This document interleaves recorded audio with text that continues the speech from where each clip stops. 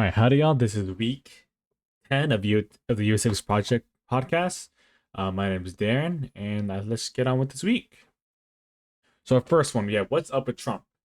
So for this week specifically, we have the Jeffrey Epstein files that just came out for Trump recently. As of today's date, some emails came up between Jeffrey Epstein and some of his clients talking about Trump. Something they were talking about Trump was that Trump was one of the most evilest persons that he knew, coming from Jeffrey Epstein. That's one of the things that he said. Maybe it's real, maybe it's not, but it is something to know. So specifically, I took it from the CNN article.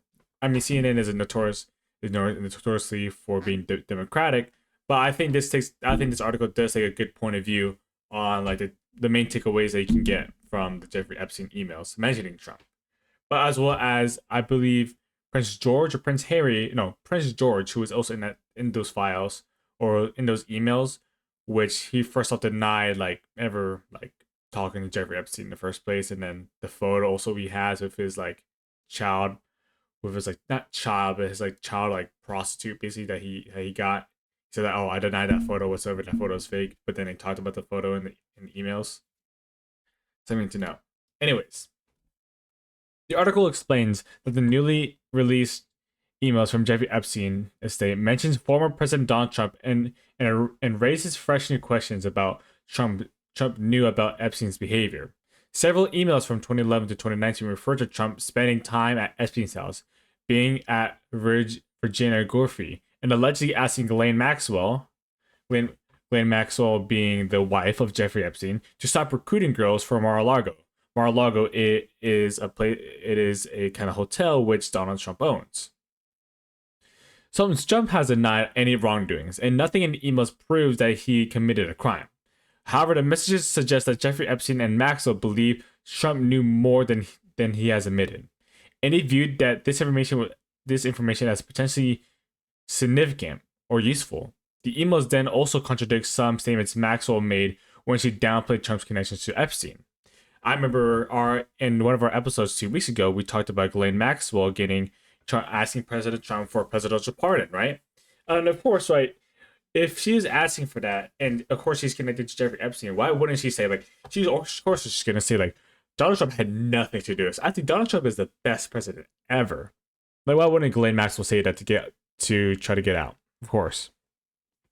The article also highlights the political impact of these revelations. The White House has been working behind the scenes to prevent Congress from forcing the release of all the Epstein-related files, which had led to accusations that Trump is trying to hide the information. At the same time, Republicans and Democrats are divided, with some of the GOP lawmakers pushing for transparency. The emails add to an ongoing concerns about Trump's past relationships with Jeffrey Epstein, especially as more documents are being reviewed. While there's no proof of criminal activity by Donald Trump, the emails deepens public suspicion and raises a new question about his past involvement and what he knew and what he may want certain files to remain secret. I think everybody should know that Donald Trump is deeply connected to Jeffrey Epstein. I think there's no denying that.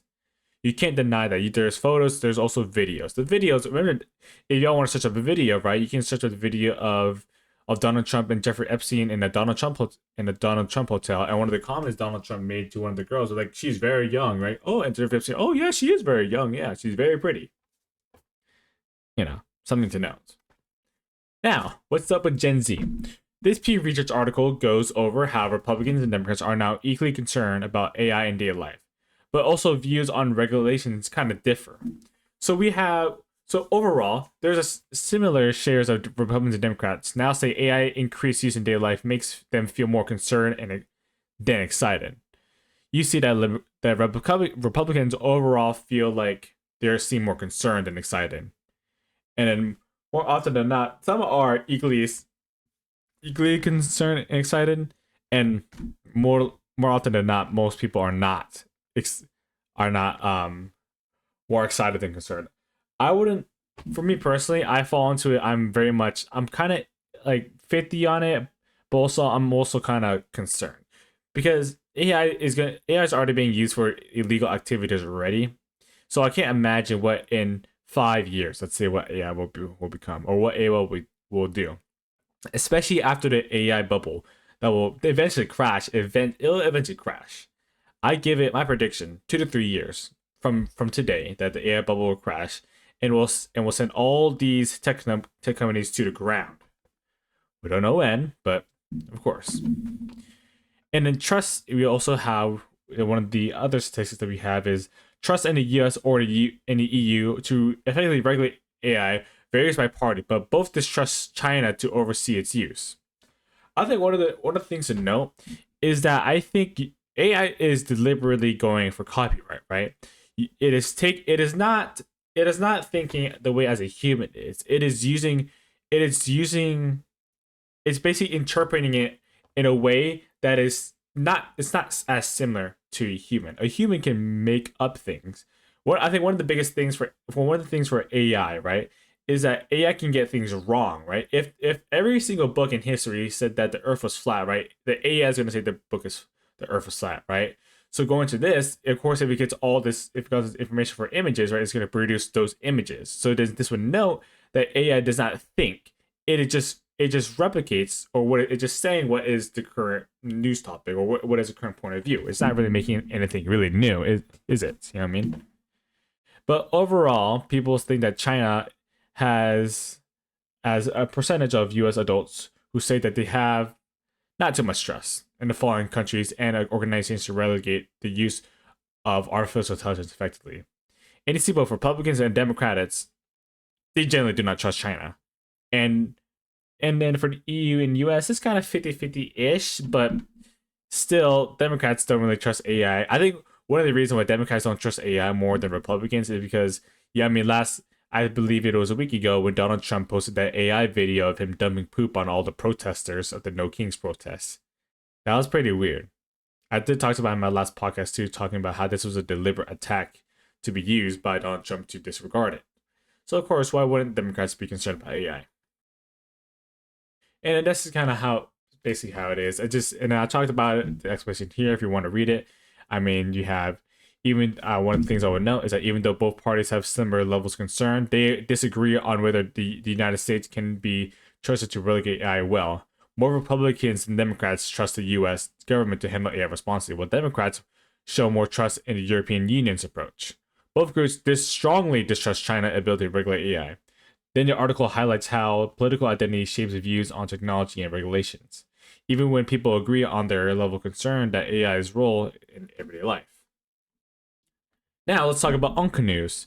Today's Unk News, we have the CBS article about the government shutdown ends as Trump signs a funding bill, capping the longest lapse ever.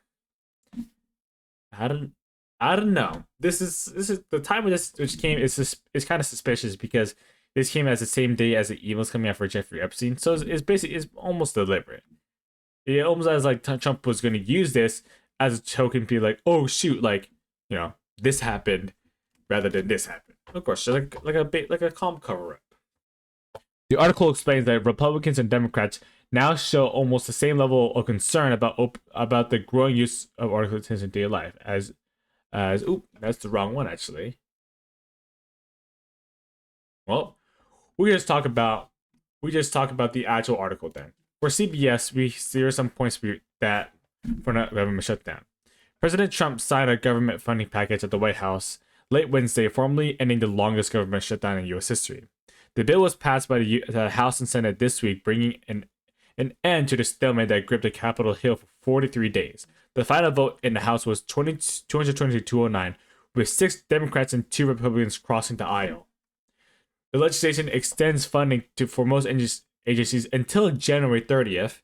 So let's see what happens in January 30th, right? Probably another one of these quarrels, including 3 full year funding bills for other parts of the government. The Senate approved the legislation on Monday when 8 Democrats joined the Republicans to end the standoff in the upper chamber. Honestly, I think the Democrats could have used this a lot better than they have. I think they should have pushed more harder for Trump against the Republican Party, because they could have held that. You can hold that position forever. They could just say like, well, we're not going to sign this bill until we have these demands, right? That's usually how it goes in these type of government shutdowns. You would have, we will compromise this, and we compromise this. Okay, we come to a compromise. But the Democrats didn't really come to a compromise. They just bowed down to Trump, basically, and said, oh, well, we'll just sign this off. I think that shows how weak the Democratic Party is today. And I think that's kind of sad. Now, what do I want to talk about? 9/11. I think, okay, one of the things I want to know, I think 9/11 was an inside job. I think 9/11 was a deliberate plan by Israel to get the USA to fight its wars in the Middle East. I think it's very convenient for us to fight. We didn't really have a good reason to fight the Middle East in the first place. I think that, but 9/11 was that cross for it to be like, okay, we should 100% support this war for like it's almost like a war conquest, war proportions, as Immortal Technique would say. But let's go into these articles. What really happened? So first, I have the five dancing Israeli men on September 11th, 2001. Right, the article says that these were Mossad agents who had advanced knowledge of the attack. It claims that they were seen celebrating, taking photographs, and behaving suspiciously near the World Trade Center, and it interprets reports of a white van, maps, cash, and other items as a signs of intelligence operations. The text then suggests that the moving company they worked for was a cover and that its owner fled to Israel, and the U.S. government suppressed the investigation. It prevents these details as evidence that the men who are involved in the plot and authorities intentionally hid their activities. I think besides just 9/11, you have America covering up for Israel a lot. For example, you did have I forgot the exact position, but one of the governmental positions in Israel, one of the men there was in Las Vegas and got caught in a sting operation for pedophilia. He was trying to meet up with a minor, right? So you know what happened? That he got acquitted of his charges and then got sent right back to Israel. Something to note. The rest of the article expands this claim into a larger conspiracy theory. It argues that Israel or Israeli intelligence had a role in the 9/11 attacks, and that U.S. officials covered it up, and that Osama bin Laden was falsely blamed. It uses selective reporting, speculation, and unsupported interpretations to argue that Israel benefited from the attacks and that Palestinians were framed. The article closes by asserting the evidence against Israelis was classified, implying this proves wrongdoing. I think in reality, though, these claims are not exactly supported by credible evidence, and multiple official investigations found no link between Israel and 9/11 attacks. I think, of course, it's bringing up this is not like exact evidence. It's not exact evidence, right? But it is something. It is very something to know. Just something to think about. I think one of the other things for 9/11, you have Larry Silverstein. So Larry Silverstein was the owner of the building of the World Trade Center. The only day he was late ever was 9/11, as well as his family members were late on 9/11. That was the only day he was late. And also, you'd have that Larry Silverstein put an insurance claim on a World Trade Center for, I think it was $5 billion or $6 billion, something around that number, right? Which, in case, it's kind of strange, coming that it came about 4 to 5 months before 9/11, right? How convenient. And then I also put that I did some more evidence, or trying to do some more research about how there were put against a stock against United Airlines and American Airlines right before 9/11 happened. And guess what? Those were the two planes that were used in 9/11. I'll like to say this too about why, like, coming from Israel themselves, right? Netanyahu claimed on September 11, 2001 that he predicted an attack on the World Trade Center years earlier. At a press conference held that day, he handed out pages from 1995 book Fighting Terrorism, where he warned about the rising militant Islamic threats.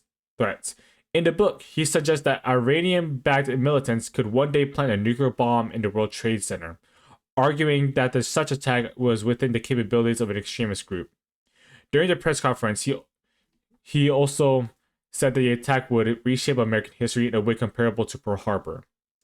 The article notes criticism of Netanyahu's claims. American writer Daniel Pipes argued in 2009 that Netanyahu did not actually predict 9/11, pointing out that the scenario described in the book involved a nuclear attack rather than a hijacked plane.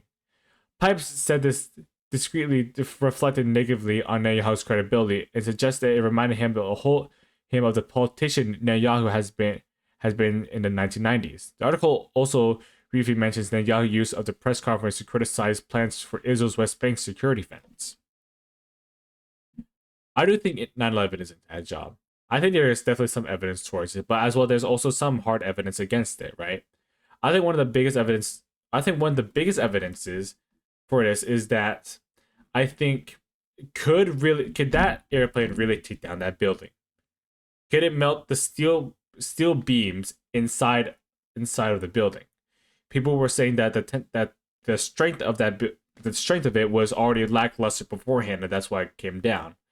Well, honestly, but when I personally watched the footage, right, I thought it was kind of like it looked like a controlled demolition almost, rather than an actual deliberate just all falling down, which is kind of strange.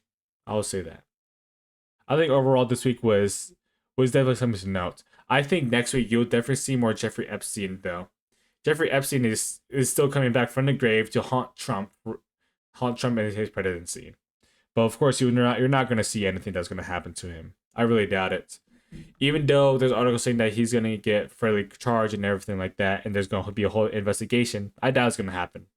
It's basically the same people who were in Jeffrey Epstein who were a part of it is basically investigating themselves. You know, we investigate ourselves and we found that we did no wrongdoing. So take that as you will. Anyways, that's US Podcast Week 10. Thank you for 193 views for the last video. That was pretty lit. And yeah, I'll see y'all next week. Peace.